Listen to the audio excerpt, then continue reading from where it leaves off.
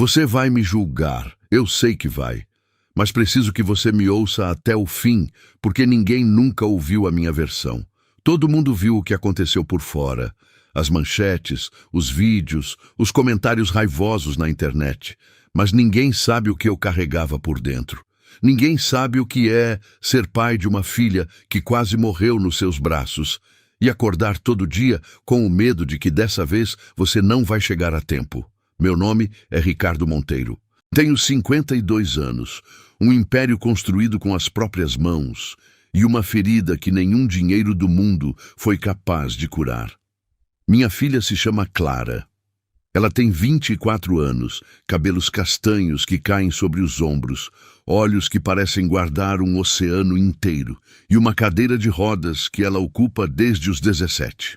7 anos. 7 anos eu olho para essa cadeira e sinto o mesmo nó na garganta do dia em que os médicos me chamaram no corredor e disseram que ela não ia mais andar. 7 anos carregando uma culpa que nunca confessei para ninguém, porque no dia do acidente eu era quem deveria estar dirigindo. Era eu que deveria estar naquele carro, mas eu estava numa reunião de negócios, como sempre estava, e deixei um motorista que eu mal conhecia levar minha filha sozinha num fim de tarde de sexta-feira. O carro bateu numa rotatória molhada. Clara teve traumatismo na coluna, e eu aprendi naquela noite o que significa perder o chão debaixo dos pés. Desde então, eu jurei para mim mesmo que nada mais ia acontecer com ela. Nada. Eu ia proteger minha filha do mundo inteiro, se precisasse fosse. E foi exatamente isso que eu fiz. A mansão onde a gente mora fica num condomínio fechado na Zona Sul. 3 andares, jardim imenso, piscina aquecida, ala inteira dedicada só para ela. Contratei enfermeiras especializadas, fisioterapeutas particulares, nutricionistas que vinham toda semana. Adaptei corredores, instalei elevadores, coloquei rampa em cada degrau da casa. Gastei o que fosse necessário, porque dinheiro eu tinha. O que eu não sabia dar era outra coisa, mas sobre isso a gente chega depois. As pessoas de fora viam aquela mansão e pensavam que Clara vivia num paraíso. Um quarto enorme, com janelas do chão ao teto vista para o jardim, prateleiras cheias de livros e cadernos de desenho. Elas não viam o que eu via toda vez que passava pelo corredor e olhava pela fresta da porta. Minha filha sentada na cadeira, a cabeça inclinada sobre um caderno, desenhando o mundo pela janela porque eu não deixava ela sair para tocá-lo. Eu sabia que ela desenhava, sempre soube. Desde pequena ela tinha esse talento, essa coisa delicada nas mãos que eu nunca entendi de onde vinha. Certamente não de mim, que só sabia assinar contratos e apertar a mão de sócios. Clara desenhava tudo. Flores, rostos, ruas, o céu em diferentes horas do dia. Eu via os cadernos espalhados pelo quarto e sentia um orgulho misturado com um aperto no peito que eu não conseguia nomear. Ela não sorria muito. Não nos últimos anos. Eu fingia não notar, porque notar significava admitir alguma coisa que eu não estava pronto para admitir. As enfermeiras duraram pouco. A primeira pediu demissão depois de 3 meses, dizendo que o ambiente era sufocante. A segunda, eu mesmo dispensei, porque flagrei ela levando Clara até o portão do condomínio sem a minha autorização. Só para tomar sol na calçada, ela disse, como se isso fosse justificativa suficiente. A terceira foi embora sem nem avisar. Deixou um bilhete na cozinha que eu nunca li inteiro. Dona Mércia, minha governanta de 12 anos, foi quem ficou. Ela era leal, discreta. Fazia o que eu pedia sem questionar. Na época eu chamava isso de profissionalismo. Hoje eu chamo de outra coisa. Foi numa segunda-feira de março que a empresa de pintura chegou para reformar a ala leste da mansão. Uma infiltração antiga que eu tinha adiado por tempo demais. 3 homens com macacões brancos manchados de tinta, latas, rolos, o cheiro forte de massa corrida invadindo os corredores logo cedo. Eu tinha reunião fora o dia todo. Deixei Dona Mércia responsável, dei as instruções de sempre. Os funcionários ficam restritos à ala leste, sem circulação pelo resto da casa, sem contato com Clara. E saí. Não soube do que aconteceu naquele primeiro dia até a noite, quando Dona Mércia me ligou. Mas ela não me ligou para falar do pintor. Ela me ligou para dizer que a reforma estava indo bem e que Clara tinha ficado quieta o dia todo. Normal. Eu desliguei e não pensei mais nisso. O que eu não sabia é que naquela tarde, enquanto eu fechava negócio a quilômetros dali, um dos pintores tinha entrado no corredor errado. Soube dos detalhes muito tempo depois. Soube que ele tinha pegado a passagem errada depois do banheiro, que seguiu em frente sem perceber que estava saindo da ala em reforma e que parou bem na entrada do corredor onde fica o quarto de Clara. Ela estava com a porta entreaberta, sentada na cadeira, um caderno grande no colo. A luz da tarde entrando pela janela e pintando o quarto de dourado. E ele parou. Ficou olhando o desenho que ela estava fazendo. Uma praça, com pessoas caminhando, crianças correndo, um casal sentado num banco. O mundo lá fora que ela observava da janela e reconstituía no papel com uma precisão delicada, quase dolorosa. Depois ele disse alguma coisa. Eu ouvi essa parte da boca de Clara, meses depois, quando ela já não tinha mais medo de me contar as coisas. Ela disse que ele olhou para o caderno e falou, sem cerimônia nenhuma, sem aquela voz cuidadosa e cheia de pena que todo mundo usava com ela. Isso tá bonito de verdade. 5 palavras. 5 palavras que a minha filha não ouvia, não daquele jeito, não com aquela naturalidade, há anos. Na época eu não sabia de nada disso. Eu estava na minha reunião, fechando meus contratos, vivendo na ilusão de que quanto mais eu controlasse o mundo ao redor de Clara, mais segura ela estaria. Eu tinha construído uma fortaleza perfeita ao redor da minha filha. Paredes altas, portões trancados, rotinas imutáveis, funcionários confiáveis. Tudo no lugar, tudo sob controle. O que eu não entendia, o que eu levaria muito tempo ainda para entender, é que uma fortaleza protege de fora para dentro. Mas quando o perigo é a solidão, quando o que corrói uma pessoa é o silêncio e o isolamento, uma fortaleza não protege ninguém. Uma fortaleza aprisiona. Eu construí uma prisão para minha filha e me convenci de que era um lar. Naquela noite eu cheguei tarde, como sempre. A casa estava quieta, as luzes da ala de Clara já apagadas. Passei pelo corredor, parei 1 segundo diante da porta fechada dela, coloquei a mão na madeira fria e fiquei ali, imóvel, por uns instantes. Era um hábito que eu tinha desde o acidente. Verificar se ela estava bem, sem precisar entrar, sem precisar ver o que meus olhos não suportavam encarar por muito tempo. A cadeira encostada na parede, os pés dela que não sentiam mais o chão. Depois fui para o meu quarto. Dormi sem sonhar, como sempre. E no dia seguinte, cedo, antes de sair para mais uma reunião, vi os pintores chegando de novo pelo interfone. Entre eles, um rapaz mais jovem.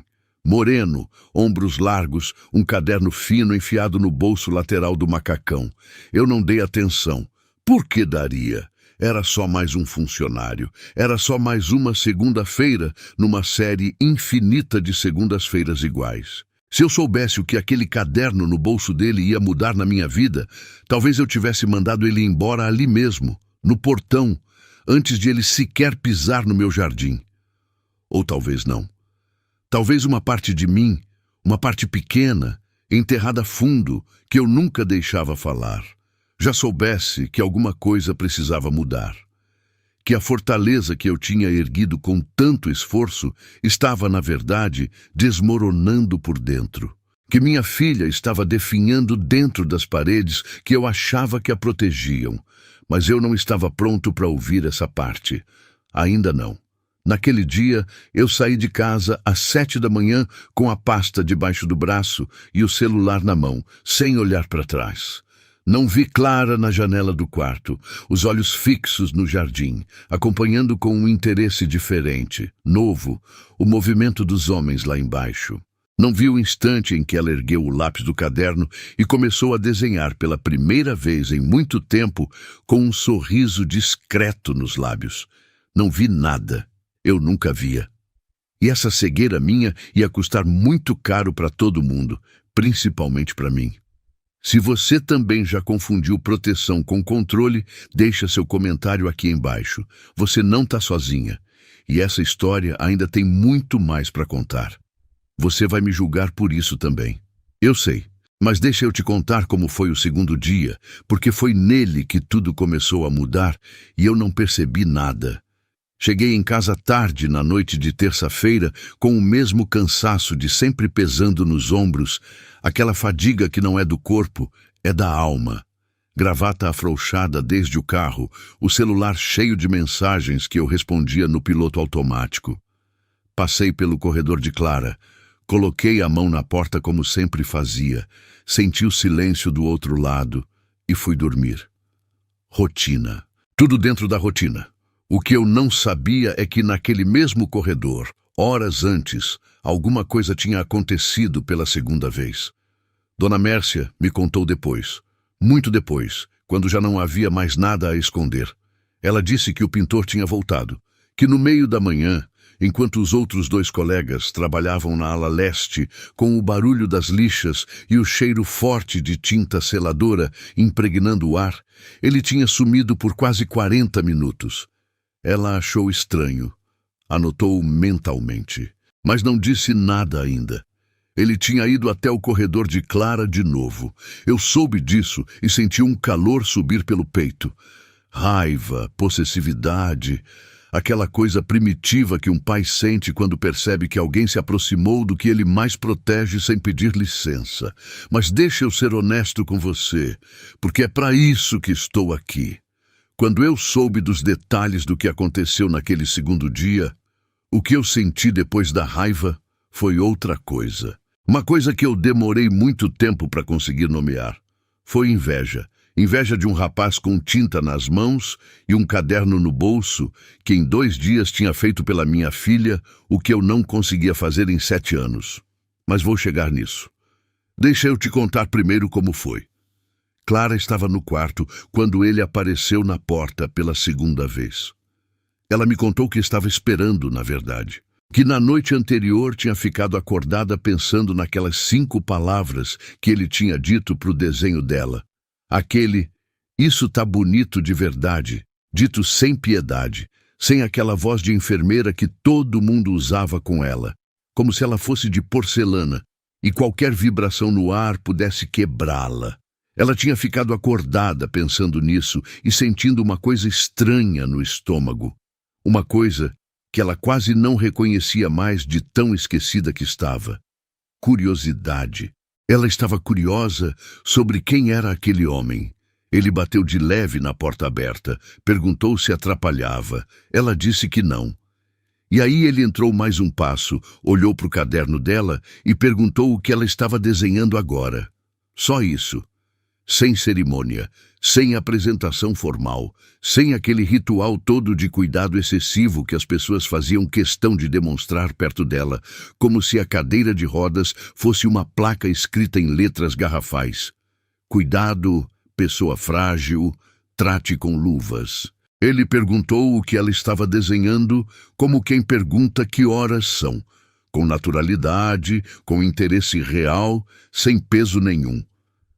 Clara disse que estava desenhando uma janela. Ele inclinou a cabeça, olhou melhor e disse: "Mas você desenhou a janela de dentro para fora. A maioria das pessoas desenharia o que tem do lado de fora, não a janela em si." Ela ficou em silêncio por 1 segundo. Depois respondeu: "É porque para mim, a janela é a parte mais importante. É ela que separa onde eu estou de onde eu queria estar." Quando Clara me contou isso, eu tive que sair do cômodo. Fui até a varanda, apoiei as mãos no parapeito e fiquei ali olhando para o jardim por um longo tempo.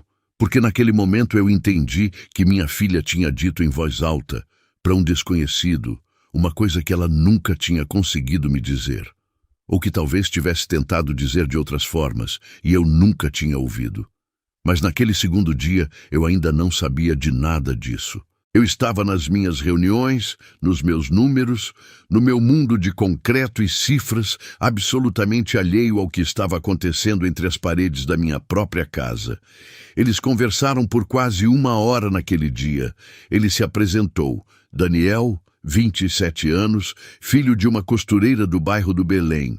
Pintor de obra desde os 18, mas com um sonho de ser artista plástico que ele alimentava nos fins de semana num ateliê improvisado no quarto dos fundos da casa da mãe. Ela se apresentou também, pela primeira vez em muito tempo, sem sentir que estava apresentando a cadeira junto com o nome. Só Clara. Só ela. Ele perguntou se ela sempre gostou de desenhar. Ela disse que sim, desde criança, mas que antes do acidente ela também dançava. Ballet, jazz, contemporâneo, que o sonho dela era fazer faculdade de artes, estudar fora, ver o mundo com os próprios olhos. Ele ouviu tudo sem fazer aquela cara que as pessoas faziam, aquela mistura de pena e desconforto que aparecia nos rostos quando ela mencionava o que a vida poderia ter sido. Daniel ouviu, balançou a cabeça e disse: "Então você trocou os pés pelas mãos. Seu traço tem movimento, Clara. Dá para sentir que tem uma dançarina por trás disso." Ela me disse que naquele momento precisou morder o lábio para não chorar na frente de um desconhecido.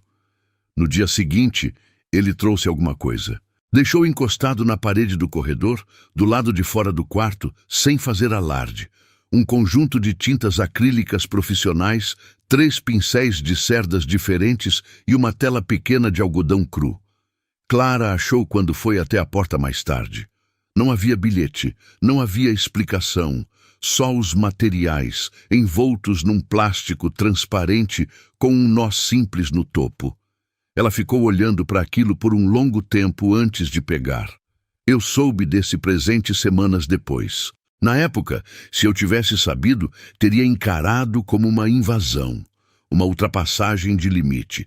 Um homem que eu mal conhecia deixando coisas no corredor do quarto da minha filha, eu teria mandado embora na mesma hora, sem hesitar, sem ouvir explicação nenhuma. Porque era assim que eu funcionava, era assim que eu achava que protegia as pessoas que amava, erguendo muros, fechando portas, mantendo o mundo do lado de fora, onde ele não podia alcançar o que era meu. Mas Clara pegou aquelas tintas, abriu os pincéis, cheirou o acrílico com aquele odor forte e acre que ela não sentia desde a adolescência, quando pintava na sala de casa com a mãe assistindo da poltrona, e começou a pintar.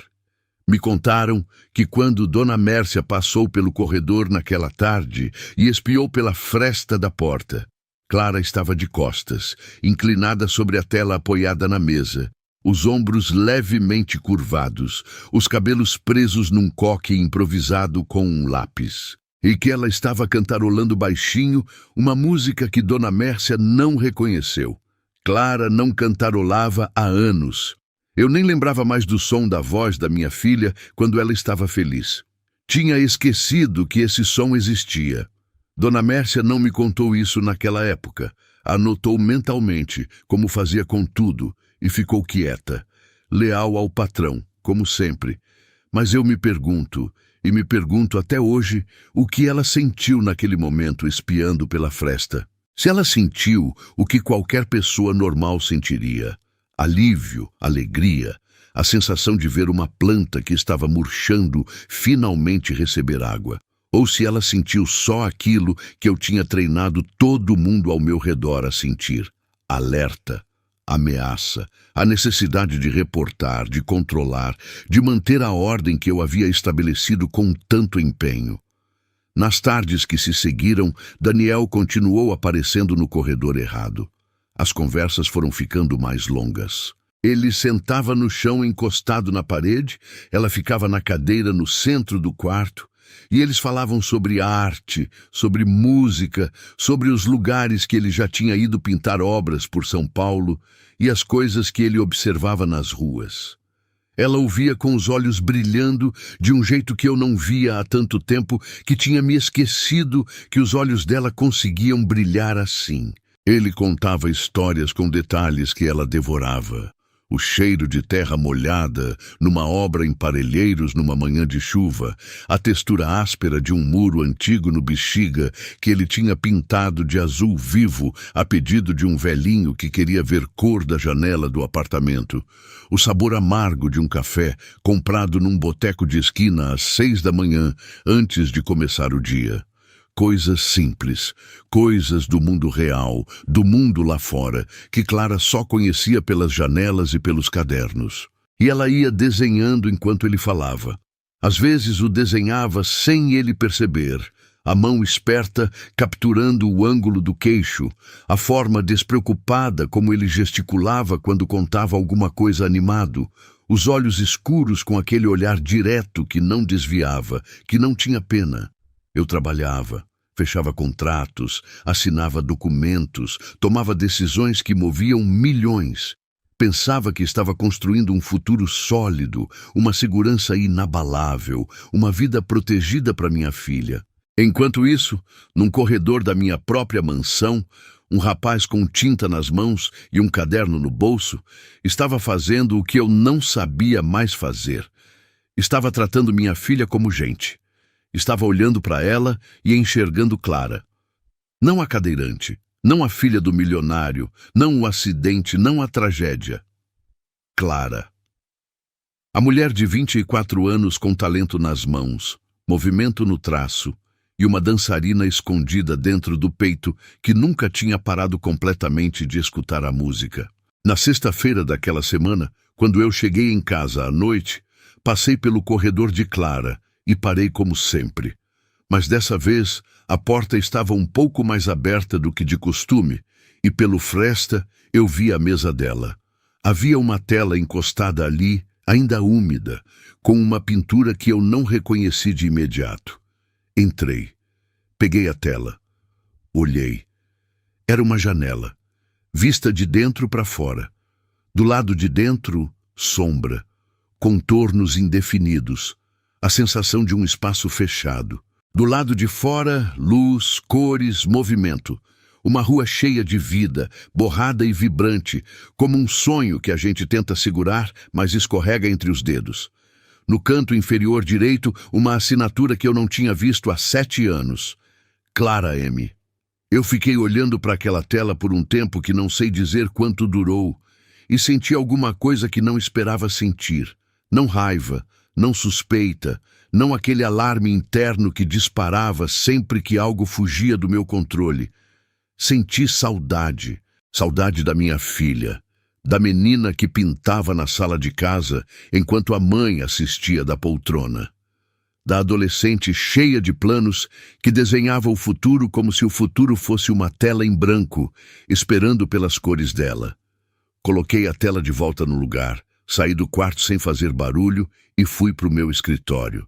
Servi um dedo de uísque que não bebi. Fiquei sentado na escuridão por um bom tempo. Alguma coisa estava acontecendo na minha casa. Eu ainda não sabia o quê, ainda não sabia quem estava por trás disso, mas alguma coisa estava acontecendo. E por um breve instante, naquele silêncio, eu não tive certeza se queria parar. Eu não deveria ter viajado naquela semana. Essa é a verdade que eu carrego desde então, a que dói mais fundo porque não tem como desfazer. A viagem estava marcada há meses. São Paulo, Brasília, depois Porto Alegre, 3 dias de reuniões encadeadas que eu não podia cancelar sem prejudicar negociações que levaram quase 1 ano para amadurecer. Eu saí na quinta-feira de manhã com a mala pronta e a consciência aparentemente tranquila. Deixei as instruções de sempre com Dona Mércia, conferi o portão pelo aplicativo do celular antes de dormir no hotel e achei que estava tudo sob controle. Sempre achei que estava tudo sob controle. Essa era a minha maior ilusão. O que aconteceu naquela noite de quinta-feira, enquanto eu jantava num restaurante em Brasília, discutindo cláusulas contratuais com sócios que mal me olhavam nos olhos, eu só fui descobrir semanas depois. Mas vou te contar agora, porque você merece entender o que eu perdi ao não estar lá. O que eu perdi por ter passado 7 anos acreditando que proteger era o mesmo que controlar, que amar era o mesmo que prender. Daniel tinha ficado trabalhando até mais tarde naquela quinta.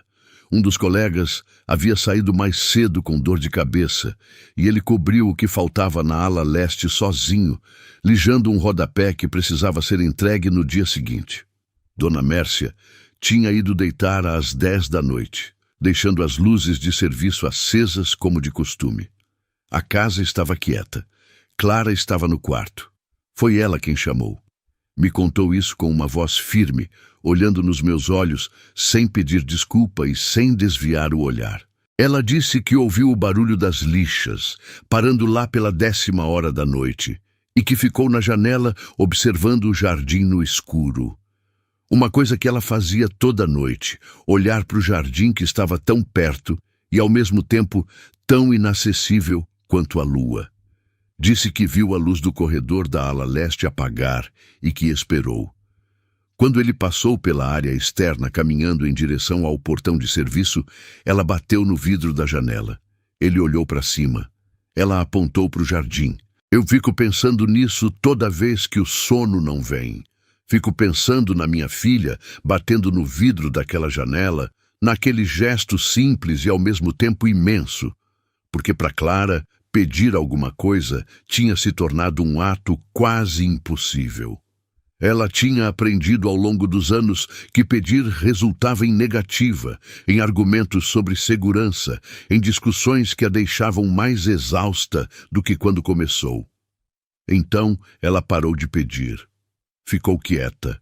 Ficou na janela. Mas naquela noite ela bateu no vidro. Ele entrou pela porta lateral que Clara indicou pelo gesto, subiu pelo corredor de serviço e chegou até a entrada do quarto dela. Perguntou em voz baixa se estava tudo bem.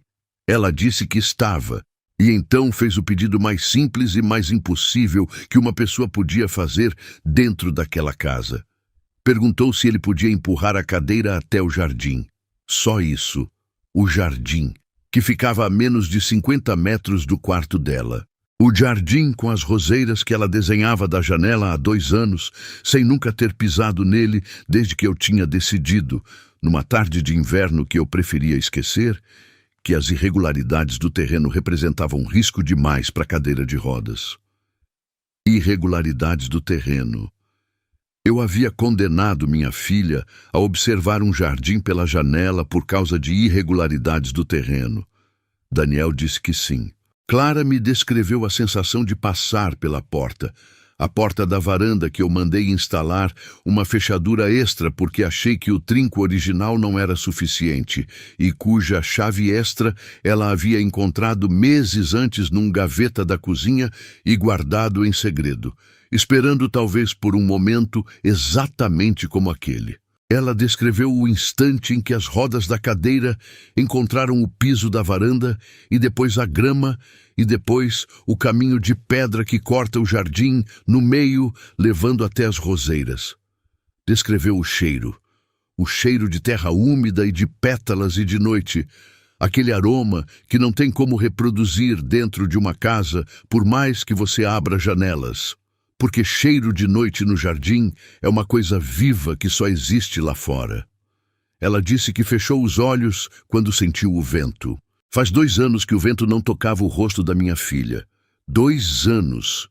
Não porque ela fosse incapaz de sair, não porque o corpo dela não suportasse o ar da noite, mas porque eu havia construído um mundo tão fechado ao redor dela que o vento em si tinha sido excluído da equação. Quando Clara me contou isso, com os olhos fechados e uma expressão que eu não conseguia interpretar direito, porque ficava no meio caminho entre a paz e a dor, eu precisei apertar os punhos debaixo da mesa para não demonstrar o que estava sentindo. Porque o que eu estava sentindo era vergonha. Uma vergonha escaldante, do tipo que sobe pelo peito e queima a garganta e não deixa engolir direito. A vergonha de entender, de uma vez e sem mais como fugir, o que eu tinha feito. Mas naquela noite eu não estava lá. Eu estava em Brasília. E eles estavam no jardim. Daniel montou um cavalete improvisado usando uma das pranchetas de apoio que ele tinha no kit de trabalho e alguns galhos que achou encostados no galpão dos fundos. Colocou uma tela que ele tinha trazido no dia anterior junto com mais tintas. Já era um hábito que ele desenvolvia naturalmente, trazer alguma coisa nova a cada dia, sem anunciar, sem esperar agradecimento. Acendeu uma lanterna de obra que deixou pousada na grama apontando para cima, fazendo uma luz difusa e quente que se misturava com o clarão da lua cheia lá em cima. E os dois pintaram juntos no jardim, em silêncio, por quase 2 horas. Clara pintou o que via. As roseiras, o muro coberto de era lá no fundo, a lua com aquele amarelo denso de inverno paulistano, e os contornos de um homem de pé diante do cavalete, de costas, pincelando alguma coisa que ela não conseguia ver. Daniel pintou o que via também. Só que o que ele via era ela. O retrato que ele fez naquela noite, que eu só vim a conhecer muito tempo depois, quando ele já não estava mais na minha casa e o nome dele estava em todo lugar, era uma coisa que parava qualquer pessoa. Clara de perfil, a cadeira de rodas quase desaparecendo entre as sombras das roseiras, o rosto erguido levemente em direção à lua, os olhos fechados, um sorriso pequeno e quieto nos lábios, os cabelos soltos pelo ombro com algumas pétalas presas nas pontas. Uma mulher inteira, uma mulher presente, não uma doente, não uma vítima, não uma tragédia. Uma mulher que estava exatamente onde queria estar, sentindo o vento no rosto, viva de um jeito que eu havia esquecido que ela podia ser. Ele pintou a minha filha como ela era, não como eu a via. Quando ele começou a empurrar a cadeira de volta para dentro, Clara segurou a mão dele no corrimão da cadeira. Ele parou. Ela não se virou, ficou olhando para frente, para o corredor iluminado que se abria à frente, e disse em voz baixa: "Ninguém nunca me tratou como gente, só você." Ele ficou em silêncio. Ela me disse que sentiu a mão dele apertar levemente a dela antes de soltar. Nada além disso. Mas aquele aperto disse o que não havia palavras suficientes para dizer. Eu ouço essa parte da história e fico com a respiração travada toda vez. Não de ciúme. Já passei da fase do ciúme. Já entendi que o que eu sentia era uma coisa mais complexa do que isso. Eu fico com a respiração travada porque aquela frase que minha filha disse: "Ninguém nunca me tratou como gente, só você." Essa frase era uma acusação, não ao mundo, a mim. Eu era o pai dela. Eu era quem deveria ter feito isso. Eu era quem deveria ter empurrado a cadeira até o jardim, ter montado o cavalete improvisado, ter ficado em silêncio do lado dela enquanto ela pintava sob a lua. Eu era quem deveria ter segurado a mão dela e dito sem palavras que ela era inteira, que ela era gente, que ela merecia o vento no rosto e o cheiro de terra úmida e a vida que ficava do lado de fora de qualquer janela. Mas eu estava em Brasília fechando contratos. O que eu fiz naquela noite foi ligar para Dona Mércia às 11 da noite para confirmar que o portão de serviço estava travado. Ela disse que estava. E estava mentindo. Não de má vontade, mas porque ela também não sabia o que estava acontecendo no jardim. Ela tinha ido dormir. A casa estava quieta. Tudo parecia sob controle. Mas Dona Mércia não dormiu. Isso ela me contou depois, com uma honestidade que eu não esperava dela. Ela disse que acordou por volta da meia-noite com um pressentimento, como às vezes acontece quando a gente tem anos de casa e aprende a sentir quando alguma coisa está fora do lugar. Levantou, caminhou pelo corredor, chegou até a janela da escada que dava para o jardim e viu Clara no jardim sob a lua, a cadeira entre as roseiras, o cavalete improvisado, a lanterna na grama. Viu Daniel de pé, pincelando. Viu minha filha com a cabeça levemente erguida e aquele sorriso que Dona Mércia me disse que ela não via no rosto de Clara desde antes do acidente. E Dona Mércia tirou o celular do bolso do roupão. Fotografou. Eu perguntei a ela muito tempo depois por quê. Por que não simplesmente voltou para a cama? Por que não deixou aquele momento existir no jardim sem precisar registrar, sem precisar transformar em prova, em relatório, em arma? Ela ficou em silêncio por um momento antes de responder. Depois disse: porque o Senhor me ensinou que o meu trabalho era proteger essa casa, e eu não sabia mais distinguir entre proteger e vigiar. Essa resposta me persegue até hoje. Porque ela estava certa, e a culpa era minha. Eu havia criado um ambiente onde as pessoas ao redor de Clara não conseguiam mais distinguir entre cuidado e controle, entre lealdade e vigilância. Eu havia envenenado tudo com o meu medo, e o veneno tinha se espalhado por cada canto daquela casa sem que eu percebesse. Naquela madrugada, depois de fotografar o jardim, Dona Mércia voltou para o quarto, guardou o celular, deitou e ficou acordada no escuro, esperando o momento certo para usar o que tinha nas mãos. Eu dormi em Brasília sem saber de nada. Sonhei. E isso é uma das poucas coisas que ainda consigo lembrar com nitidez daquela semana. Sonhei com o jardim da mansão, com as roseiras, com a lua. Mas no sonho, o jardim estava vazio, e eu estava do lado de dentro de uma janela enorme, com as mãos espalmadas no vidro, olhando para fora sem conseguir abrir. Acordei com o coração disparado e não entendi por quê. Peguei o celular, conferi os e-mails, levantei para tomar banho e fui para mais uma reunião. A vida continuava, os contratos continuavam. E lá em casa, no quarto de Clara, havia 2 telas encostadas na parede úmidas de tinta de jardim e de noite. Uma com a lua e as roseiras, e a silhueta de um homem. Outra com o rosto de uma mulher que estava, pela primeira vez em muito tempo, completamente acordada para a própria vida. A bomba estava armada, o estopim estava aceso, e eu, em toda a minha arrogância de homem que achava que controlava tudo, não tinha a menor ideia do que estava prestes a explodir. Eu cheguei de Porto Alegre numa sexta-feira à tarde com a gravata afrouxada desde o aeroporto e uma dor de cabeça surda que eu atribuí ao ar seco do avião. O motorista pegou a mala sem dizer nada, como sempre. O portão da mansão abriu antes mesmo de eu precisar acionar pelo celular. Dona Mércia havia me visto pelo sistema de câmeras e abriu de longe, também como sempre. Tudo dentro da rotina. Tudo exatamente onde eu havia deixado, exceto que não estava. Ela me esperava no hall de entrada. Isso já era diferente. Dona Mércia nunca me esperava no hall. Ela recebia, encaminhava, resolvia, mas não esperava. Quando eu entrei e vi ela parada ali com as mãos cruzadas na frente do corpo e aquela expressão que eu não soube nomear na hora, alguma coisa no fundo do estômago se contraiu, um instinto antigo, animal, que a gente desenvolve depois de anos no mundo dos negócios e que avisa quando alguma coisa está errada antes mesmo de qualquer palavra ser dita.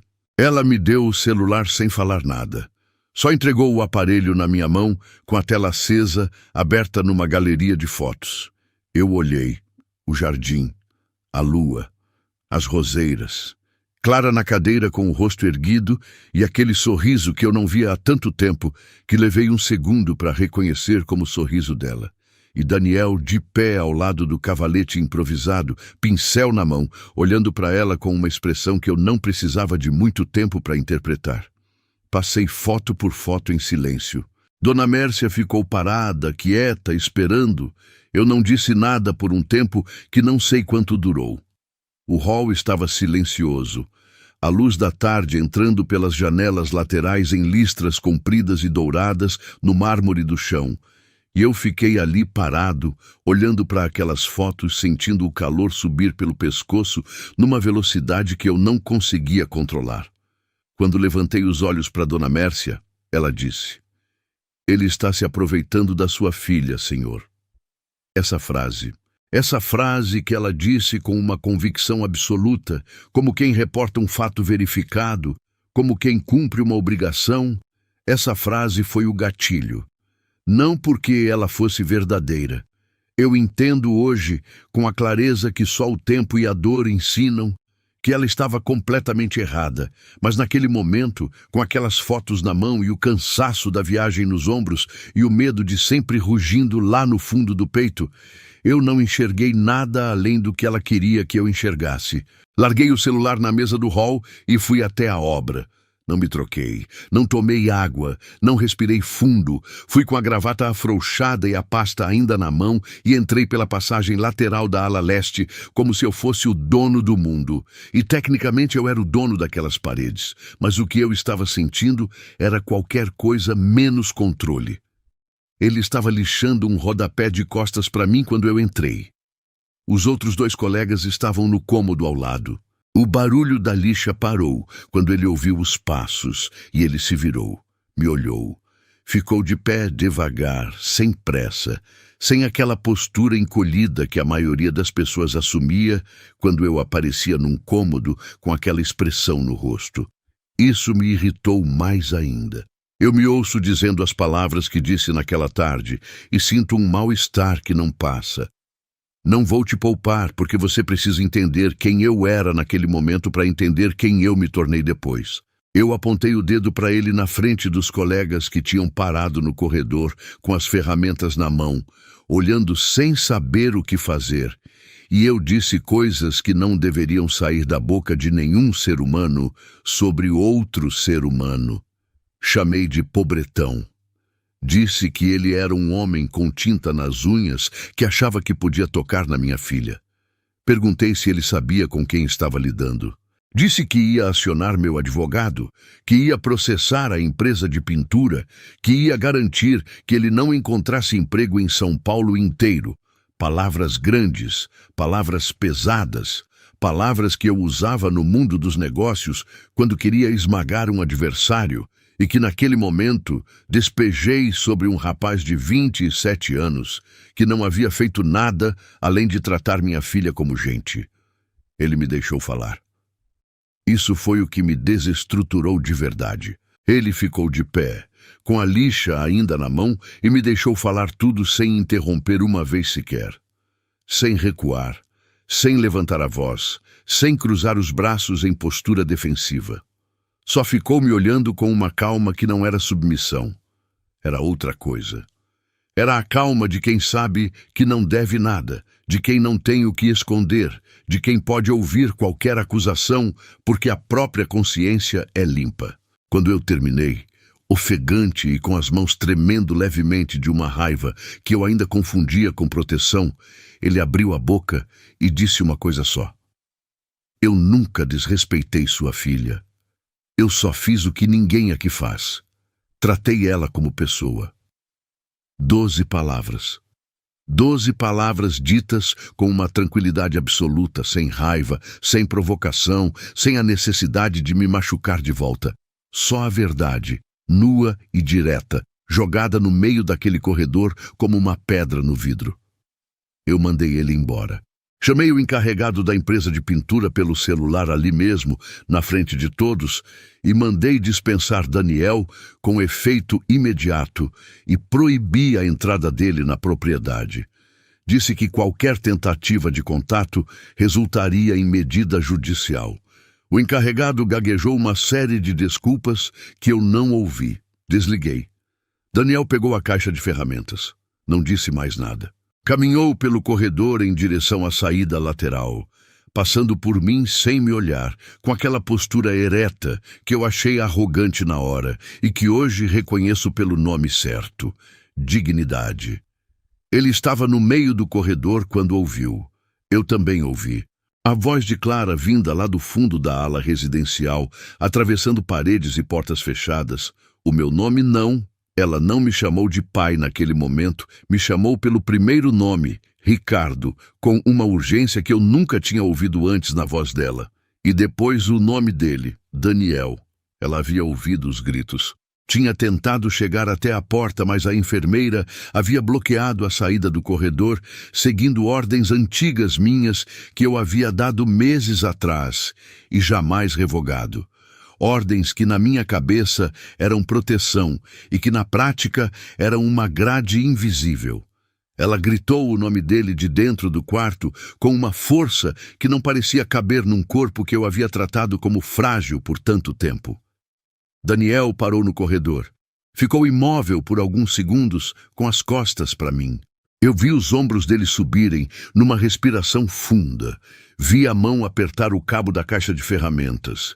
E então ele foi embora. Eu fui até o quarto de Clara. Ela estava perto da porta com a cadeira. A enfermeira recuada num canto, com uma expressão de quem não sabia para onde olhar. Clara me olhou quando eu entrei, e nos olhos dela havia uma coisa que eu nunca havia visto ali. Não mágoa, não tristeza, não aquela resignação quieta com que ela havia aprendido a engolir as minhas decisões. Era raiva. Uma raiva limpa e direta que ela nem se deu ao trabalho de esconder. Eu olhei para o quarto, e foi quando eu vi.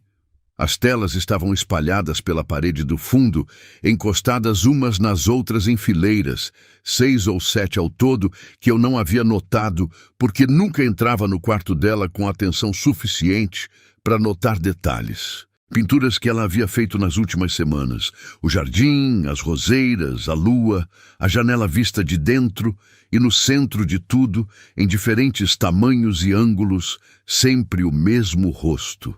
O rosto de um homem de costas, olhando para o horizonte.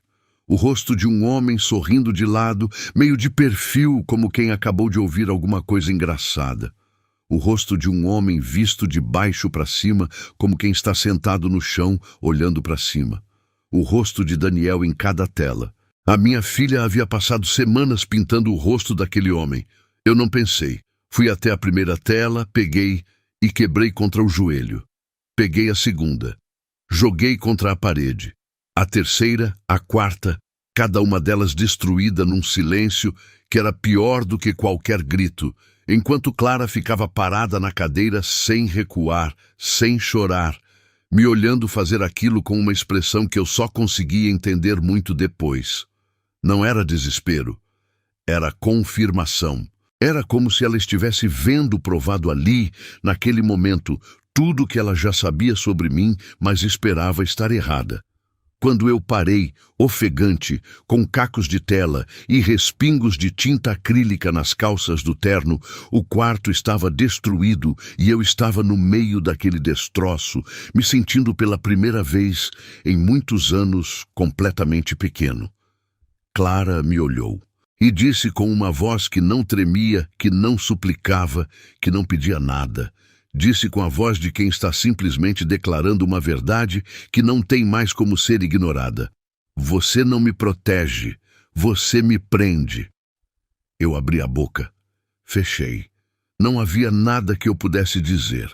Nenhum argumento, nenhuma justificativa, nenhuma das palavras poderosas que eu usava em reuniões e contratos e negociações me apareceu naquele momento. Eram só cacos no chão e tinta na parede, e os olhos da minha filha me olhando com uma clareza que era mais dolorosa do que qualquer acusação. Saí do quarto. Fui para o meu escritório, fechei a porta, sentei na cadeira atrás da mesa e fiquei olhando para a parede por um tempo que não sei medir. O uísque estava na garrafa, mas eu não me levantei para pegar. O celular vibrava com mensagens que eu não li. Lá fora o sol estava se pondo e o jardim ficou cor de laranja e depois roxo e depois escuro. E eu fiquei sentado ali vendo a noite chegar pela janela do escritório sem me mover. Eu havia feito tudo certo. Havia construído o império, protegido minha filha, mantido o mundo lá fora onde ele não podia alcançar o que eu amava. Havia seguido todas as regras que eu mesmo havia criado com a convicção absoluta de que eram as certas. E no final de tudo, o único resultado concreto era este. Minha filha de 24 anos, do outro lado de uma parede, num quarto cheio de cacos, me olhando com os olhos de quem já não espera mais nada. Eu havia passado 7 anos protegendo Clara de um mundo que poderia machucá-la. E tinha sido eu o único que a havia machucado de verdade. Eu não sabia o que estava acontecendo do lado de fora. Essa é a parte que mais me envergonha quando olho para trás. Não o que eu fiz, não as palavras que disse, não as telas que quebrei. O que mais me envergonha é que enquanto tudo aquilo estava se desenrolando no mundo lá fora, eu estava trancado no meu escritório, achando que havia encerrado o assunto, que havia posto cada coisa no lugar, que o problema tinha sido resolvido da única forma que eu conhecia resolver problemas: com força, com dinheiro, com autoridade. Eu havia dispensado Daniel numa sexta-feira à tarde. Na segunda-feira seguinte, o rosto da minha filha estava em todo lugar. Deixa eu te contar como isso aconteceu, porque a história não é simples e eu precisei reconstruir cada parte dela aos poucos, como quem junta cacos de algo que não sabe bem o que era antes de quebrar. Reconstruí através de conversas, de pessoas que me contaram pedaços, de matérias que eu reli tantas vezes que as palavras ficaram gravadas na memória, mesmo sem querer. Daniel foi embora da minha mansão naquela sexta-feira com a caixa de ferramentas na mão e uma coisa que eu não havia percebido. Ele havia guardado, antes de qualquer outra coisa, antes mesmo de entender que seria dispensado, a única tela que estava fora do quarto de Clara. A tela que ela havia pintado dele no jardim, na noite sob a lua. O retrato que mostrava um homem de costas diante de um cavalete improvisado, a lanterna na grama, as roseiras ao redor. Ela havia deixado aquela tela secando no corredor da ala leste no dia seguinte à noite do jardim, ainda úmida demais para ser movida sem borrar. E quando o caos da minha chegada tomou conta da casa, quando eu entrei destruindo o que encontrava pela frente, aquela tela ficou esquecida no corredor onde ninguém pensou em procurar. Daniel a pegou quando foi embora, sem que ninguém visse, sem que ninguém impedisse. Era a última coisa que existia daqueles dias. E ele levou. Voltou para o bairro onde morava com a mãe. Uma casa pequena de 2 cômodos no Belém, paredes finas que deixavam passar o barulho da rua, uma cozinha que cheirava a remédio por causa dos medicamentos dela, espalhados pela mesa. A mãe estava acamada havia meses com um problema no coração que os médicos acompanhavam com a cautela de quem sabe que o terreno é instável. Daniel pagava as contas com o salário de pintor, completava com bicos de fim de semana e guardava o que sobrava num envelope dentro da gaveta dos meias para cobrir os exames que o plano não cobria. Ele chegou em casa naquela sexta sem emprego e sem perspectiva imediata de outro. Se deitou no colchão do quarto pequeno, com a tela de Clara encostada na parede ao lado, e ficou olhando para o teto. Não sei quanto tempo ele ficou assim. Ele me contou depois, numa conversa que nenhum dos dois planejou e que mudou alguma coisa em mim que eu ainda não sei nomear direito. Me disse que naquela noite ele não sentiu raiva.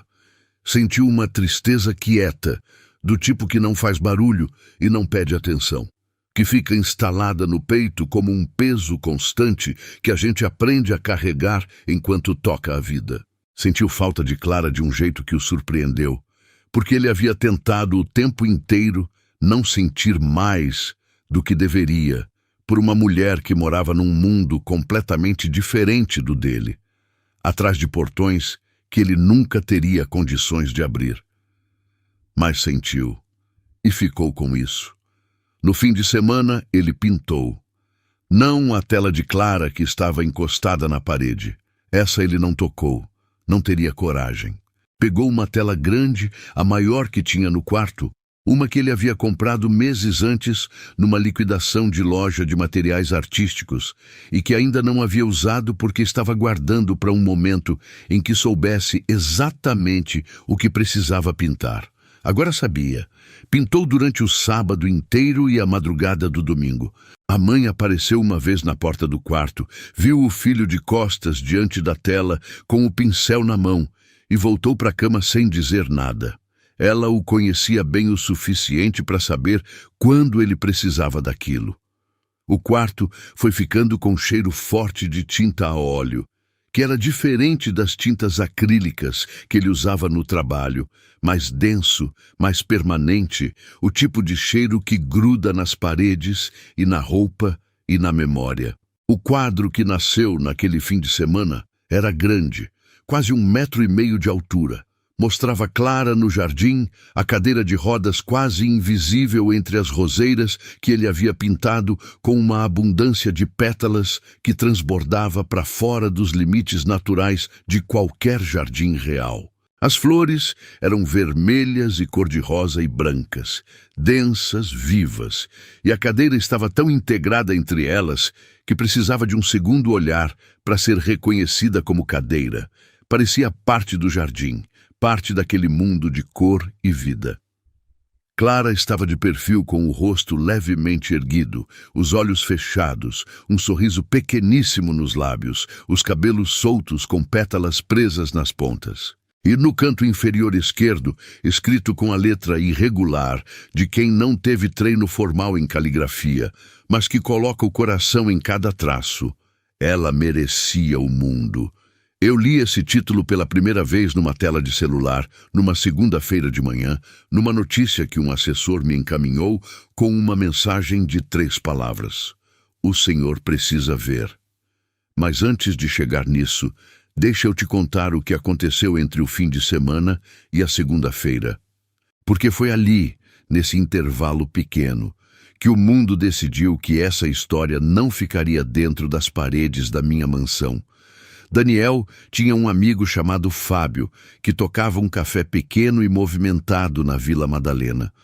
Um desses lugares com paredes de tijolinho exposto e mesinhas de ferro na calçada que ficam cheios de gente nos fins de semana.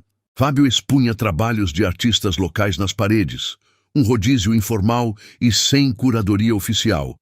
Cada artista ficava 1 mês e depois outro assumia o espaço.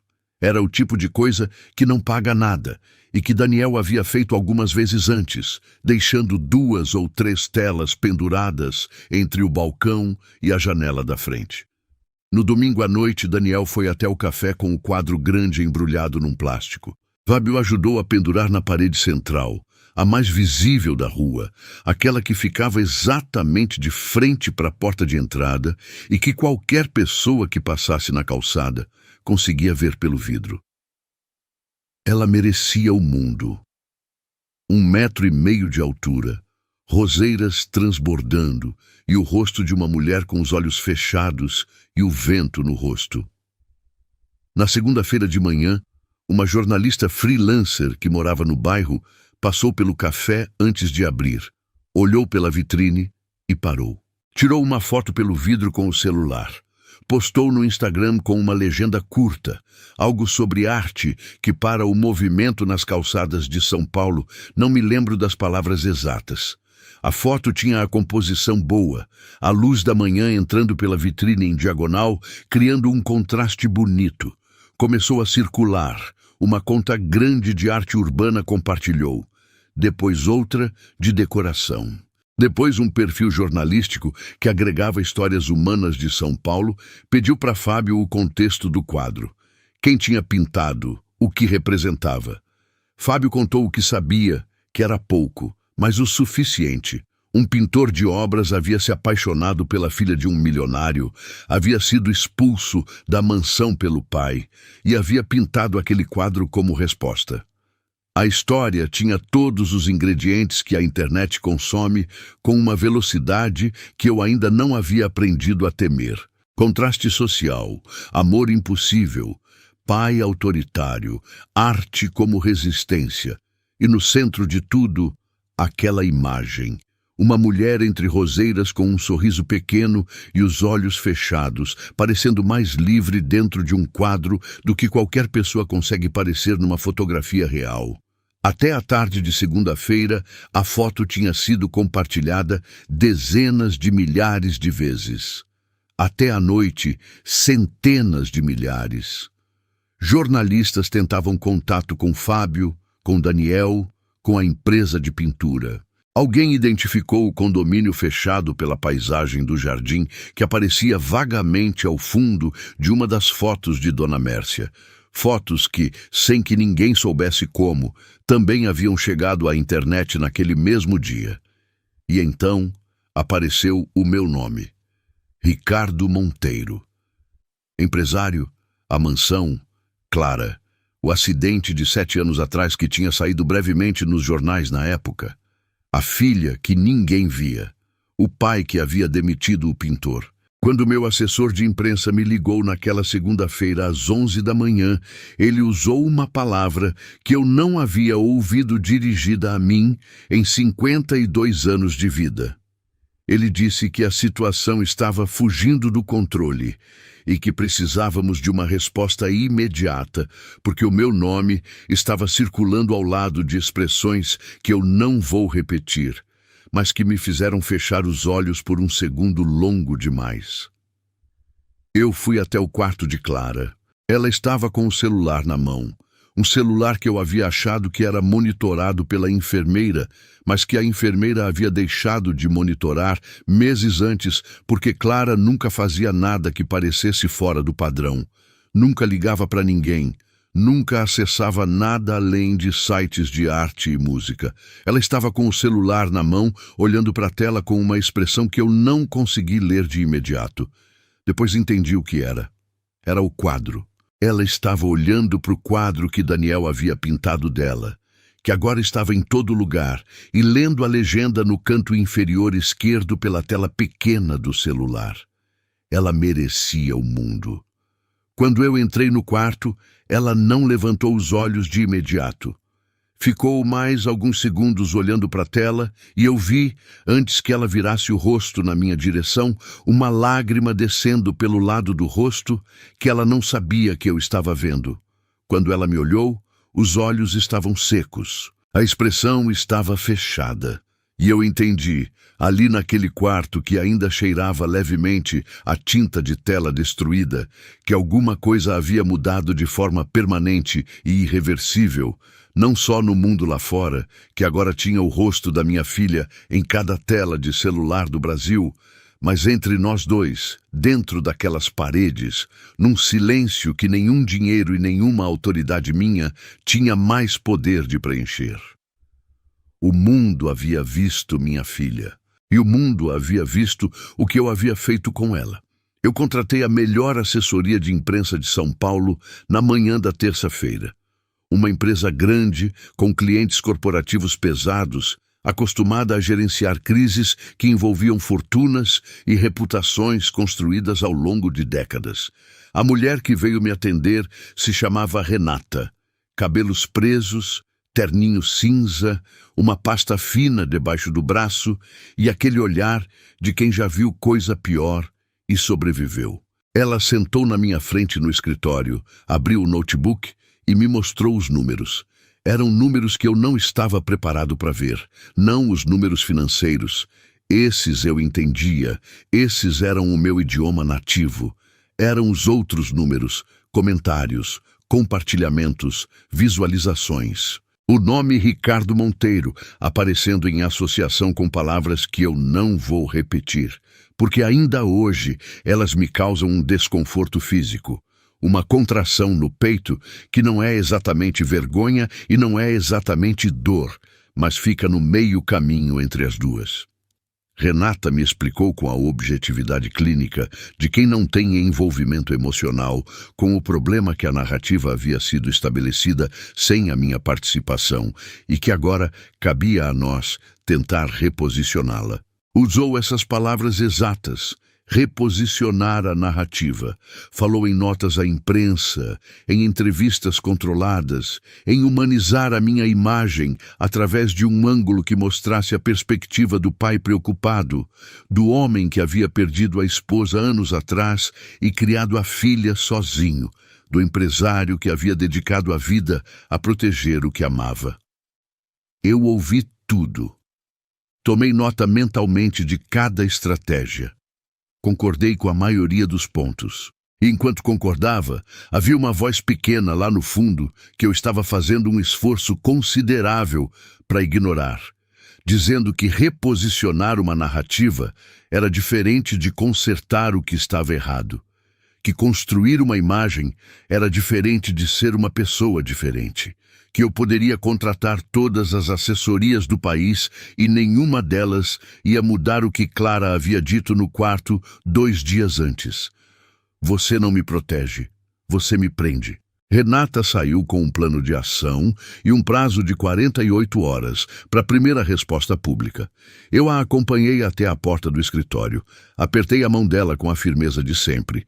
E quando a porta fechou, fui até a janela e fiquei olhando para o jardim por um tempo que não registrei. As roseiras estavam lá, exatamente como no quadro de Daniel. Foi Dona Mércia quem me avisou sobre o vídeo. Ela bateu na porta do escritório às 3 da tarde com aquela expressão que eu havia aprendido a ler ao longo de 12 anos de convivência. Não era pânico, Dona Mércia não entrava em pânico, mas havia um grau de urgência no modo como ela bateu que me fez levantar antes mesmo de ela abrir a boca. Ela disse apenas: "Clara postou um vídeo." Eu peguei o celular da minha mesa. Abri o perfil que eu nem sabia que minha filha tinha. Uma conta no Instagram que ela havia criado meses antes, provavelmente. E que eu nunca havia pensado em verificar, porque em toda a minha sabedoria de pai controlador, eu achei que monitorar o celular era suficiente e não havia considerado que ela pudesse criar um perfil que eu simplesmente não conhecia. O vídeo tinha sido postado há 40 minutos. Já tinha mais de 200 mil visualizações. Era Clara, sentada na cadeira no quarto, sem filtro, sem edição, sem nada além da luz natural da janela caindo sobre o rosto dela de lado. Cabelos soltos, a camiseta simples que ela usava em casa. E aquele olhar direto para a câmera que eu reconheci imediatamente porque era o mesmo olhar que ela havia me dado quando disse a frase que não saía da minha cabeça. Ela falou por pouco menos de 3 minutos. Eu assisti 4 vezes seguidas antes de conseguir processar cada palavra. Ela disse que o pai a amava. Disse isso primeiro, antes de qualquer outra coisa. E disse de um jeito que não soava como defesa e não soava como acusação. Soava como fato estabelecido, como ponto de partida de um raciocínio que ela havia construído com cuidado. Ela disse que o pai a amava do jeito dele, do único jeito que ele sabia amar depois de tudo que havia acontecido, e que ela nunca havia duvidado disso. Mas então ela disse a outra parte. Disse que amar alguém não é trancar, que amar alguém é deixar viver. Que ela havia passado 7 anos dentro daquela mansão, sendo amada de um jeito que a foi apagando aos poucos, que foi retirando dela camada por camada as coisas que a faziam ser quem ela era. A artista, a sonhadora, a mulher que queria tocar o mundo com as próprias mãos. Que ela havia esquecido o cheiro de terra úmida, que havia esquecido o que era sentir vento, que havia aprendido a não pedir porque pedir não adiantava, e a dor de ouvir não era menor do que a dor de nem tentar. Então ela falou o nome de Daniel. Disse que ele havia sido a primeira pessoa em muitos anos que havia entrado naquele quarto e a enxergado. Não a cadeira, não o acidente, não a filha do milionário, não a tragédia. Ela, Clara. A mulher com tinta nos dedos e um caderno de esboços no colo, e um mundo inteiro represado dentro do peito, esperando por uma fresta de ar. Ela disse que ele não havia feito nada de errado, que o único erro cometido havia sido tirar dele o direito de existir naquele espaço, só porque esse espaço era controlado por um homem com medo demais para enxergar o que estava na frente dos seus próprios olhos. Ela não chorou em nenhum momento do vídeo. A voz não tremeu. Os olhos ficaram secos e fixos na câmera durante os 3 minutos inteiros. E quando ela terminou de falar, ficou 1 segundo em silêncio, olhando para a lente antes de encerrar a gravação. 1 segundo quieto que disse mais do que qualquer palavra adicional poderia dizer.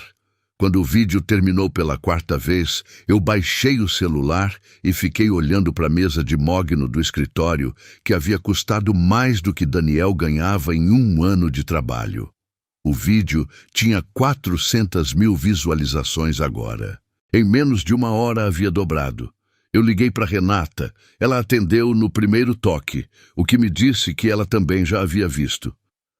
Antes que eu abrisse a boca, ela disse que o plano havia mudado, que precisaríamos de uma abordagem completamente diferente, que o vídeo de Clara havia reconfigurado todo o cenário de um jeito que a assessoria não havia antecipado, porque nenhuma assessoria do mundo antecipa que a própria filha vai pegar o microfone.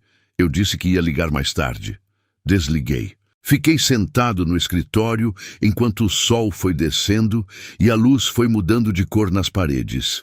O celular continuava vibrando.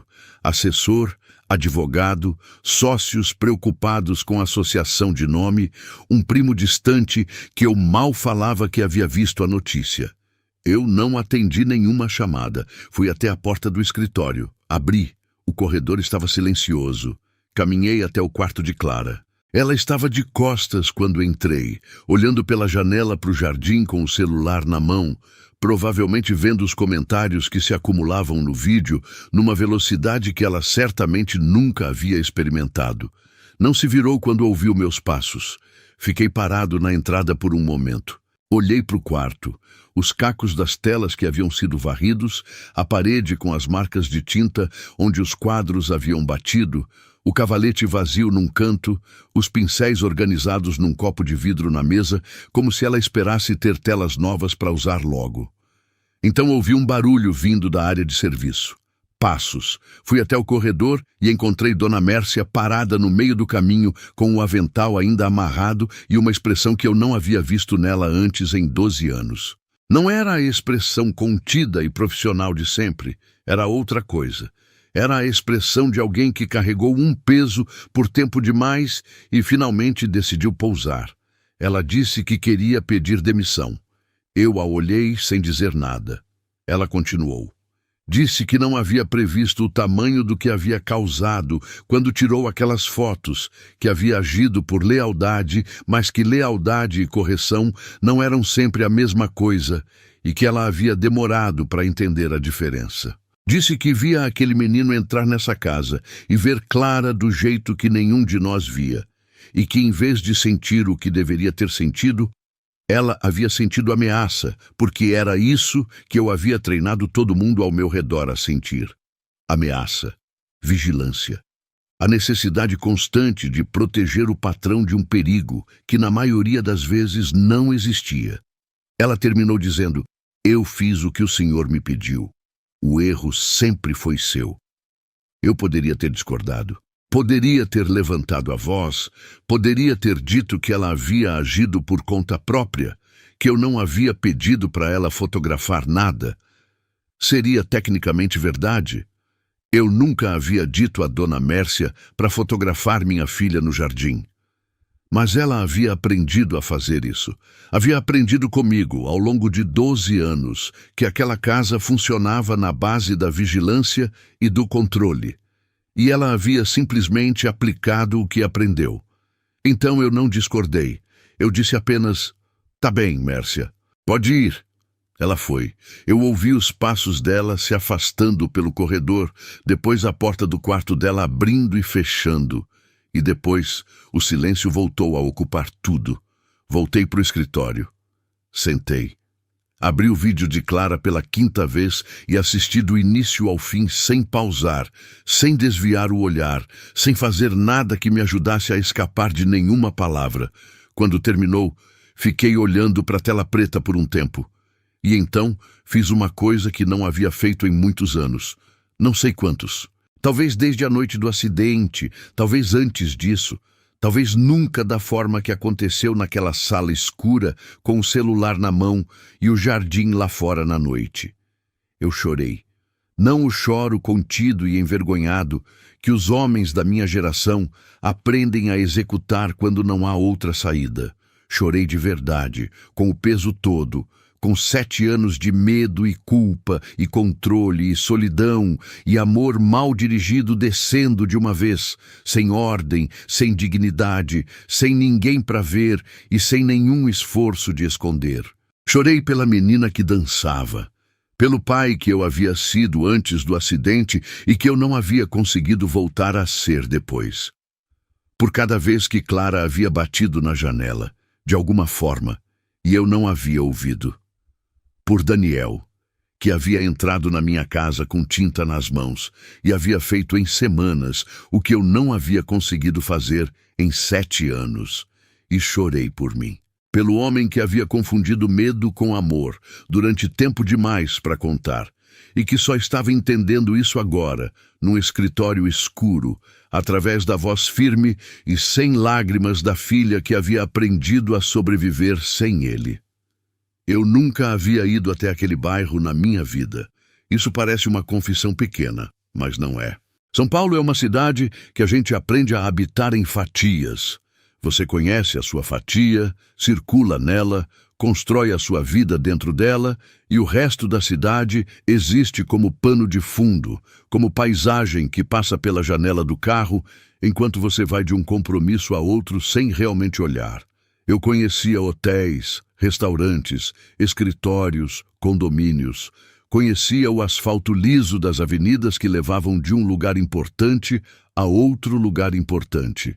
Não conhecia as ruas do Belém. Pedi o endereço ao encarregado da empresa de pintura numa ligação que ele atendeu com a voz tensa de quem não sabia se ia receber uma ameaça ou um pedido de desculpas. Quando eu disse que precisava falar com Daniel, ele ficou em silêncio por alguns segundos, antes de responder que não sabia se tinha o endereço atualizado, mas que ia verificar. Ligou de volta em 10 minutos. Passou o endereço sem fazer perguntas. Eu fui sozinho. Dispensei o motorista pela primeira vez em anos. Peguei as chaves do carro eu mesmo e saí da mansão numa manhã de sábado sem avisar ninguém. O GPS me levou por caminhos que eu não reconhecia, ruas que estreitavam conforme eu avançava, o asfalto ficando mais irregular, as calçadas mais estreitas, as casas coladas umas nas outras, com grades coloridas e vasos de plantas na janela, e o barulho da cidade chegando de todos os lados sem filtro. Parei na frente de uma casa pequena, de fachada azul desbotada. Um portão de ferro pintado de preto, com a tinta descascando nos cantos. Um vaso de samambaia na soleira que alguém regava com cuidado, porque a planta estava viçosa, apesar de tudo ao redor sugerir que a vida ali não tinha muita margem para extras. Eu fiquei sentado no carro por um momento, as mãos no volante, o motor desligado. Olhei para aquela fachada e pensei numa coisa que não havia pensado antes, que Daniel havia saído dali todos os dias, havia atravessado a cidade inteira, havia entrado pela porta de serviço da minha mansão com a caixa de ferramentas na mão e havia tratado minha filha com uma gentileza e uma presença que eu, com tudo que tinha, não havia conseguido oferecer. Desci do carro, bati no portão 3 vezes, ouvi passos internos, depois silêncio, como quando alguém para escutar antes de abrir. A porta da casa se abriu e apareceu uma mulher pequena, cabelos grisalhos presos num coque baixo, um roupão florido abotoado até o pescoço, apesar do calor da manhã. Ela me olhou com os olhos semicerrados de quem avalia antes de decidir qualquer coisa. Eu disse que procurava Daniel. Ela me olhou por mais um segundo. Aquele segundo longo em que ela estava evidentemente me reconhecendo, associando o rosto ao que havia visto na internet. E então chamou o filho pelo nome sem tirar os olhos de mim. Ele apareceu atrás dela, de camiseta e bermuda, descalço, com aquela calma que eu havia encontrado no corredor da minha casa e que havia me irritado profundamente na época e que agora eu entendia pelo nome certo. Ele me olhou. Não demonstrou surpresa. Não demonstrou raiva. Só me olhou com aqueles olhos escuros e diretos e esperou. Eu disse que precisava conversar. Ele abriu o portão. A mãe se afastou para o interior da casa sem dizer nada, mas eu vi pelo canto do olho que ela parou no corredor e ficou por ali. Não de forma ostensiva, não de forma que eu pudesse chamar de vigilância, mas ficou. E eu entendi. Porque eu também havia ficado em corredores do lado de fora de quartos, observando alguém que precisava de proteção. Só que a mãe de Daniel sabia a diferença entre observar e controlar, e eu ainda estava aprendendo. Nos sentamos numa varanda pequena nos fundos da casa, 2 cadeiras de plástico branco em volta de uma mesinha com uma garrafa de água e um copo. Daniel não ofereceu nada além do assento e da atenção, que eram as 2 coisas que eu precisava. Eu não fiz discurso. Havia ensaiado no carro.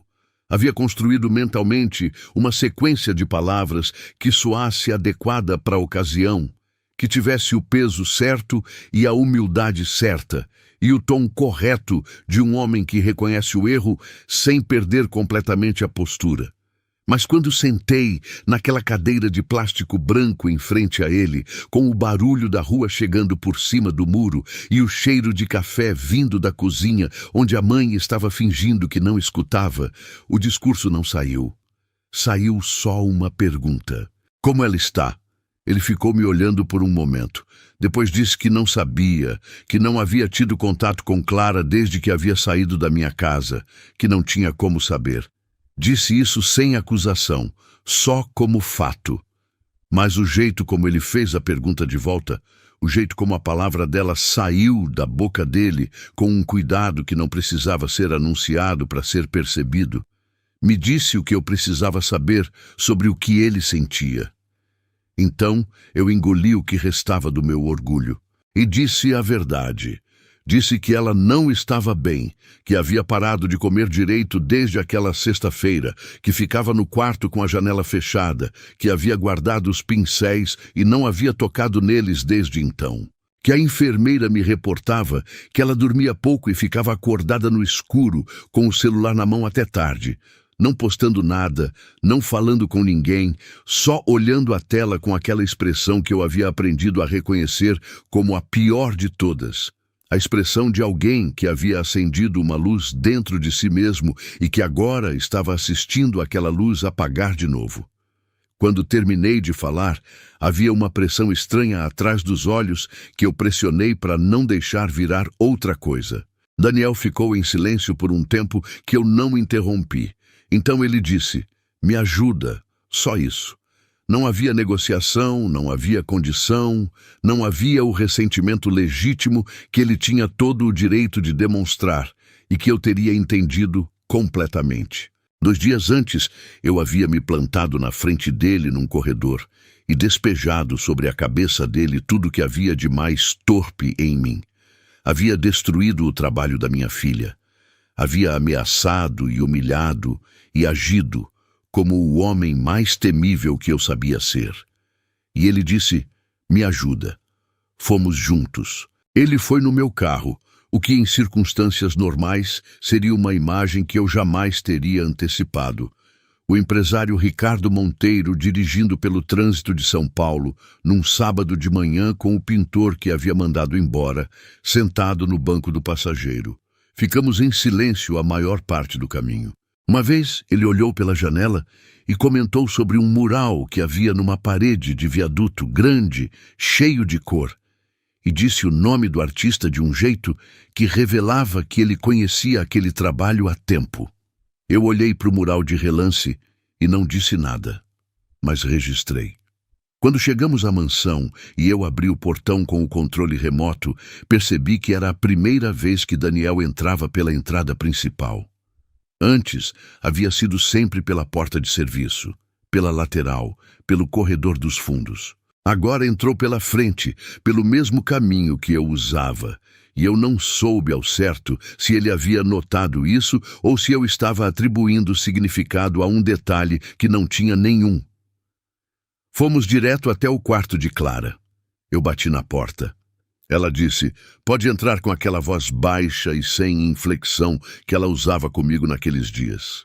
Eu abri a porta e entrei primeiro, e ela estava como eu havia descrito, na cadeira perto da janela, olhando para fora, o copo d'água do café da manhã ainda cheio na mesinha ao lado. Ela virou a cabeça para me olhar com aquela expressão fechada que eu havia aprendido a reconhecer, como a armadura que ela havia construído ao longo de anos, vivendo dentro dos limites que eu havia imposto. Depois, seus olhos foram para o espaço atrás de mim. E pararam. Eu me afastei da entrada. Daniel estava na soleira da porta, encostado levemente no batente, com aquela postura calma de sempre. Ele não disse nada, só ficou olhando para ela com um olhar que eu nunca havia conseguido ter. Um olhar que não pesava, que não cobrava, que não carregava medo, nem culpa, nem expectativa. Um olhar que simplesmente dizia: estou aqui. Clara abriu a boca, fechou, abriu de novo e disse com a voz levemente rouca de quem não havia falado muito nos últimos dias: você pintou o jardim. E não havia acusação nessa frase. Não havia nem bem alegria ainda, porque a alegria leva um tempo para chegar depois que a gente fica muito tempo sem ela. Havia reconhecimento.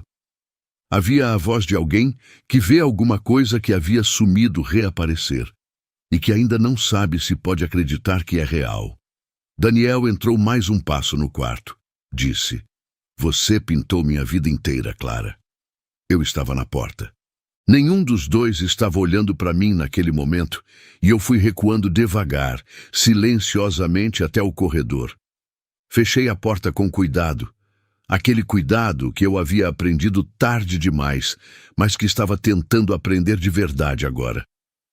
Fiquei parado do lado de fora por um tempo, e então ouvi, atravessando a madeira da porta fechada, um som que eu não havia ouvido em tanto tempo que levei um segundo para reconhecer. Minha filha estava rindo.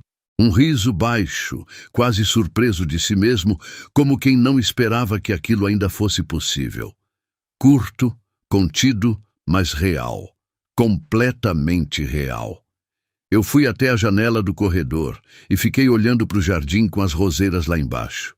Respirei fundo uma vez, depois outra, e pela primeira vez em muito tempo, o aperto no peito que eu carregava desde o dia do acidente afrouxou um pouco, só um pouco, mas o suficiente para eu conseguir respirar de um jeito que parecia inteiro. Eu havia feito a coisa certa, talvez a primeira coisa verdadeiramente certa que eu havia feito em 7 anos, e havia custado tudo o que eu tinha de orgulho para chegar até ela. Eu ofereci dinheiro a ele. É claro que ofereci. Era o único idioma que eu havia falado a vida inteira. A única moeda que eu sabia usar para resolver, compensar, equilibrar. Dinheiro havia construído a mansão, havia pago os médicos, havia contratado as enfermeiras, havia tentado comprar de volta tudo que o acidente havia tirado da minha filha.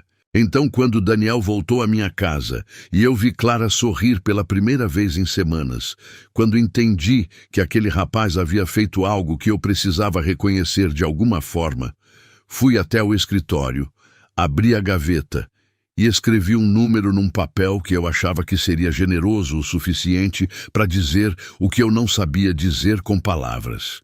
Chamei Daniel no corredor enquanto Clara descansava. Estendi o papel dobrado na direção dele sem cerimônia, da forma direta que eu usava em negociações quando queria encerrar um assunto. Ele olhou para o papel, não pegou, me olhou e disse com aquela voz tranquila que eu havia aprendido a parar de confundir com fraqueza: eu não quero seu dinheiro, quero sua permissão para fazer sua filha feliz. Eu fiquei com o papel na mão por um momento. Depois, o dobrei de volta e guardei no bolso. E fiquei olhando para aquele rapaz de 27 anos, com tinta permanente embaixo das unhas e a camiseta mais simples do mundo, que havia recusado sem hesitar um valor que a maioria das pessoas levaria anos para acumular, e entendi que eu estava diante de um tipo de riqueza que eu havia passado a vida inteira sem reconhecer. Ele não queria o que eu tinha. Queria o que eu precisava aprender a dar. Disse sim, não com facilidade, não com a alegria despreocupada de quem concede uma coisa pequena. Disse sim com o peso de quem entende que aquela palavra de 3 letras estava desfazendo 7 anos de uma arquitetura inteira que eu havia construído tijolo por tijolo com as próprias mãos. Disse sim e senti cada tijolo soltar. Mas disse: nos dias que se seguiram, Daniel começou a aparecer na mansão. Não pela porta de serviço, não pelo corredor dos fundos, pela entrada principal, no horário combinado, com uma naturalidade que foi chegando aos poucos, como chega o sol da manhã, sem anunciar, sem pedir licença, só aquecendo o que encontra pela frente. Ele e Clara ficavam no jardim, no ateliê improvisado que ela havia pedido para montar na varanda, aproveitando a luz da tarde que chegava pelo lado sul e que ela havia me mostrado apontando com aquele entusiasmo técnico de quem entende de luz e de cor de um jeito que eu nunca entenderei. Eu autorizei tudo, mandei construir a estrutura que ela descreveu, comprei os materiais que ela listou num papel cheio de nomes que eu não reconhecia e deixei. Só deixei. Era a coisa mais difícil que eu havia feito na vida. Mais difícil do que qualquer negociação, qualquer crise empresarial, qualquer madrugada resolvendo o problema de sócio por telefone. Deixar era o exercício mais exigente que eu havia enfrentado, porque cada instinto que eu havia desenvolvido ao longo de 52 anos gritava que deixar era perder o controle, e perder o controle era perigo. E perigo levava ao tipo de noite que eu havia passado num hospital 7 anos antes, ouvindo o médico me dizer que minha filha não ia mais andar. Mas eu deixei. E fui vendo dia após dia o que acontece quando você deixa. Vi Clara acordar mais cedo, vi ela pedir café da manhã com apetite pela primeira vez em semanas, escolher o que queria comer, ter opinião sobre coisas pequenas que antes ela havia deixado de ter, porque ter opinião dentro da minha casa havia se tornado um esforço grande demais para pouco resultado. Vi ela ligar o som no quarto e ouvir música com o volume que ela queria, e um dia eu passei pelo corredor e parei, porque ela estava cantarolando junto. Aquela mesma música que Dona Mércia havia me descrito meses antes, que eu não havia testemunhado porque nunca estava em casa na hora certa. Parei, ouvi, continuei andando sem fazer barulho. Foi numa tarde de sábado que Daniel chegou com materiais diferentes dos habituais. Não tintas de tela, não pincéis finos, chegou com baldes de tinta de parede, rolos grandes, pincéis largos. O tipo de equipamento que ele usava no trabalho.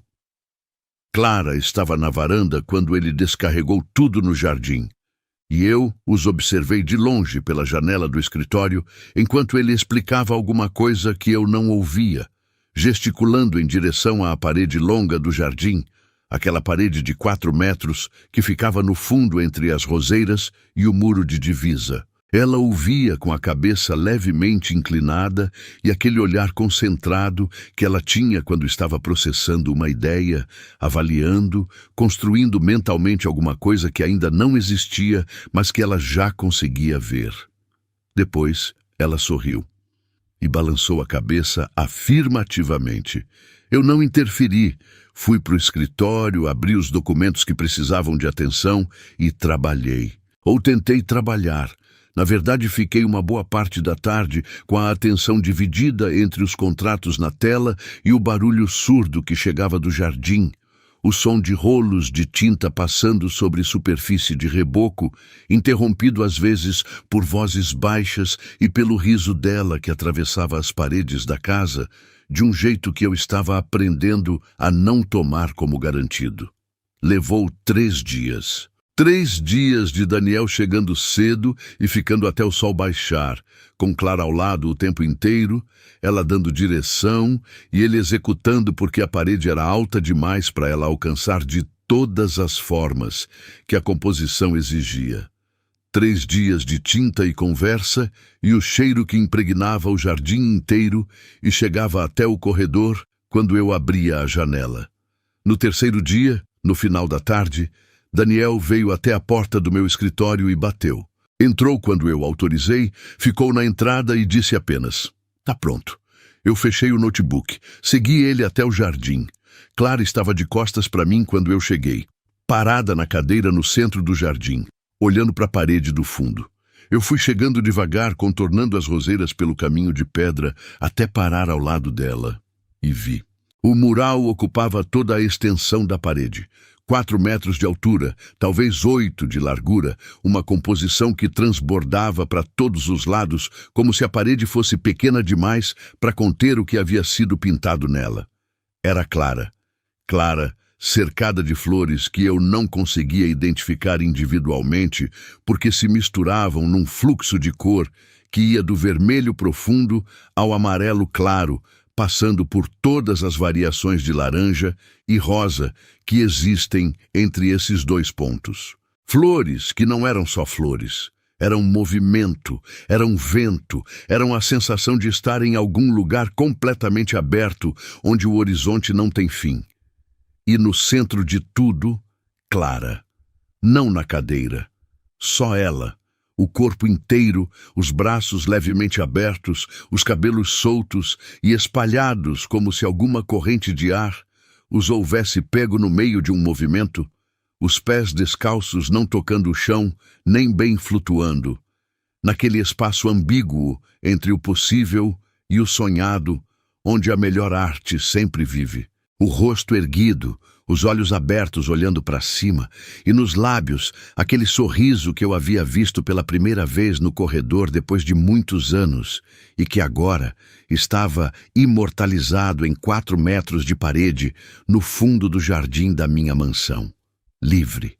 Ela estava livre no mural, inteira e livre e absolutamente ela mesma. Eu ouvi Daniel ajoelhar ao lado da cadeira de Clara. Não me virei de imediato porque havia uma pressão familiar atrás dos olhos que eu precisei de um segundo para controlar. Ouvi a voz dele baixa, direta, sem floreio. Eu não posso te dar o mundo, mas posso pintar um mundo onde você nunca mais se sinta presa. Clara ficou em silêncio por um momento. Eu me virei devagar e vi ela olhando para ele com aquela expressão que eu havia aprendido a reconhecer nas últimas semanas. Não mais a armadura, não mais o olhar fechado e cansado de quem parou de esperar. Era outra coisa. Era alguém que havia decidido acreditar de novo com tudo que tinha, no que estava na frente dos seus olhos. Ela disse que era suficiente, que era mais do que suficiente. Eu me afastei. Fui até o canto do jardim, encostei nas roseiras e fiquei olhando para eles dois em frente ao mural, com a luz do fim de tarde caindo de lado e pintando tudo de dourado.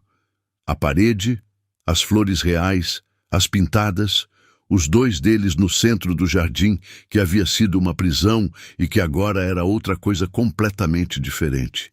Fiquei ali por um longo tempo, discreto, quieto.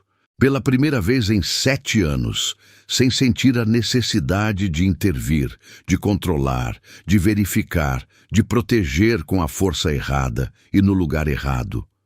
Fui entendendo naquele jardim o que eu havia levado tempo demais para aprender. Que amor não é uma fortaleza.